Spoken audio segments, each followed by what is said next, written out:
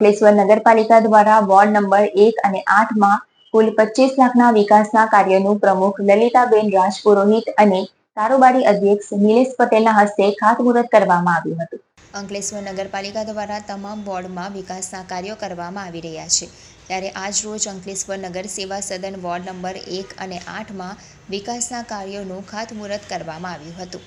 Ward number 1 માં મહાવીર નગરમાં રૂપિયા 13 લાખના ખર્ચે આરસીસી રોડ તેમજ વોર્ડ નંબર 8 માં આવેલ સબજેલ નજીકના ગાર્ડન રૂપિયા 12 લાખના ખર્ચે દિવાલના કાર્યોનું પાલિકા પ્રમુખ લલિતાબેન રાજપુરોહિત અને કારોબારી અધ્યક્ષ નિલેશ પટેલના હસ્તે ખાતમુહૂર્ત કરવામાં આવ્યું હતું।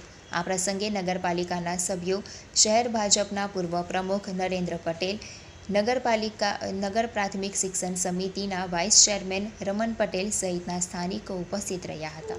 નગરપાલિકા દ્વારા વોર્ડ નંબર 1 માં મહાવીર નગરમાં 13 લાખના ખર્ચે આરસીસી રોડનું ખાતમુહૂર્ત કરવામાં આવ્યું અને એ 12 લાખના ખર્ચે સબ જેલની પાસે બગીચાની દિવાલનું કામનું પણ ખાતમુહૂર્ત કરવામાં આવ્યું। આજરોજ અંકલેશ્વર નગરપાલિકા દ્વારા વોર્ડ નંબર 1 ની અંદર મહાવીરનગર સોસાયટીમાં દીવા મુખ્ય રોડથી ઘંટીવાળી ગલીની અંદર બાળકોના ઘર થઈ રોડનું આરસીસી રોડનું કામ અંદાજિત 13 લાખ રૂપિયાના ખર્ચેનું આજે ખાતમુહૂર્ત કરવામાં આવ્યું છે।